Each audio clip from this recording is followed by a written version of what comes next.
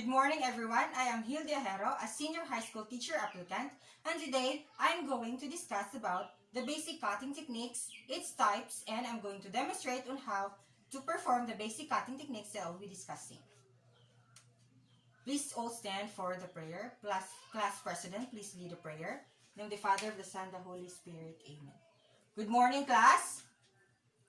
Okay, so before you take your seats, please arrange your chairs and pick up the pieces of papers.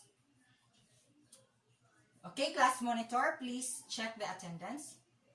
That's great. You have a perfect attendance. I hope that will be consistent on our next meetings.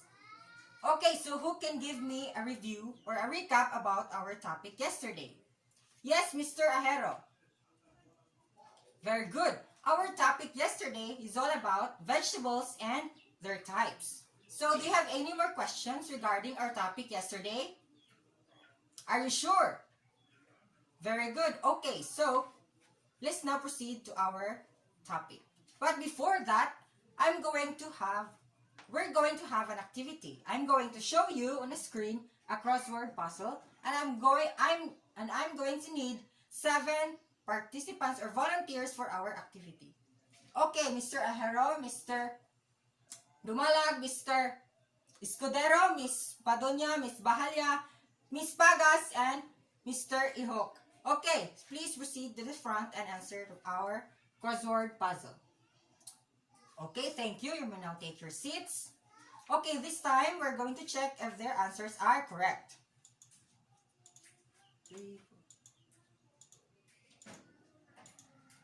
Okay, so the words that we found are cut, crush, techniques, julienne, slice, cube, and mince. So they've got all the correct answers. Please give our volunteers a round of applause. Okay, so based on our activity today, what do you think would be our topic? Yes, Miss Pagas. Very good. Our topic today would be basic cutting techniques. So, how important are basic cutting techniques while cooking? Yes, Mr. Ahero. Very good.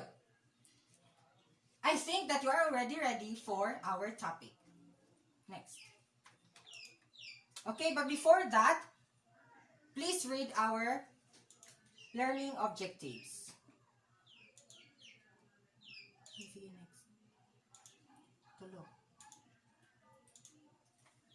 Okay, so with your cooperation and being attentive with our discussion today, I hope that we will achieve our lesson objectives. Next. Okay, so basic cutting techniques. So basic cutting techniques are very essential in cooking because it calls on what the recipe calls, or we should have a basic cutting techniques to be appropriate on what we are cooking. For example, when we are cooking menudo, so if the meat is cut into dice or cubes, then the vegetable should be cut into dice and cubes also. So there should be a uniform in size and shapes. So this time, we are going to discuss about the types of basic cutting techniques. Now, the first one.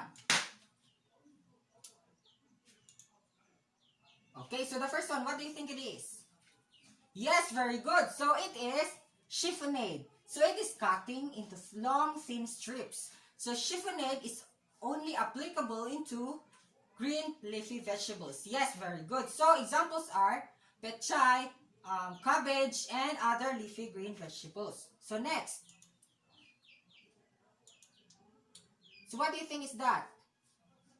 Yes, very good. So that is chop, or cutting the food into irregular pieces but keeping them small.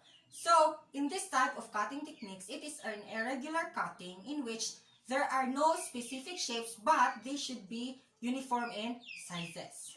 Next.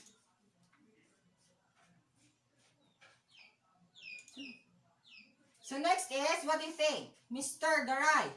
Very good. That is crush, or crush foods like garlic and ginger using a flat surface. So as you can see in the picture, we are going to use our knife and our chopping board. So they said that crushed garlic or ginger gives off more flavor and aroma if crushed than being sliced or chopped.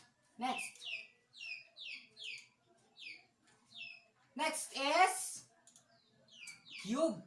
So from the word cube, it is cutting the food into cube-like shape or the square-like shape with equal sizes. So next is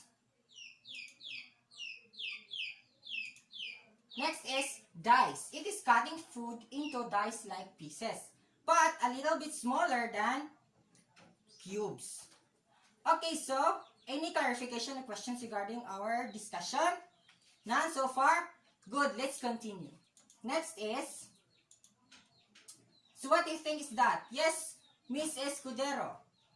Very good. That is julienne, or cutting into long thin sticks similar to matchsticks. So this type of cutting technique is usually used in cooking what? Yes, Mr. Dumalag. Very good. Cooking pancit. It is also used in cooking pancit. Next.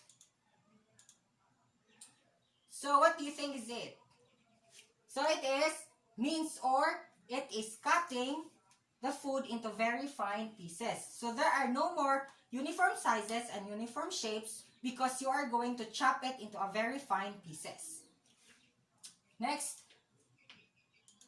Our last one is, yes, it is to slice or to cut food into thin slices. So this is applicable on slicing cucumbers, eggplants, and any other vegetables. So those are all the basic cutting techniques. So any questions regarding our topic? Yes, Mr. Garay. Yes, that is a very, very wonderful question. So what is the difference between dice and cube? So as I said a while ago, they have the same process in cutting, but they only differ in sizes. Cube is bigger while the dice is a little bit smaller. So did you get it? Very good. So any more questions? And so far? Very good. So now let's proceed to our laboratory, for I will demonstrate to you the basic cutting techniques that we have discussed. Okay, so you should pay attention on what I'm going to do because you are going to do it right away for our assessment. Hey, students at the back, what's that noise? So please pay attention because you're going to have an activity right after this, okay? Good. Okay, so that would be my demonstration about the basic cutting techniques. So now, I'm going to group you into 3. Now, count off. 1, 2, 3, 1, 2, 3, 1, 2, 3. Okay, group 1 stay here, group 2 stay here, and group 3 stay there. So this time, we're going to have a group activity and you're going to perform the basic cutting techniques that we have discussed. And you will be graded given the criteria on the screen. Okay, so for the precision is 30 points, cleanliness is 10 points, and safety is 10 points. Now, you will only be given 30 minutes for your activity. Your 30 minutes starts now. Okay, time's up. Okay, please pass your products to my table with labels so that I can grade them. Okay, so please go back to your seats for you to copy your assignments. Okay, so are you done copying your assignment? Good, so that will be all. Goodbye, class.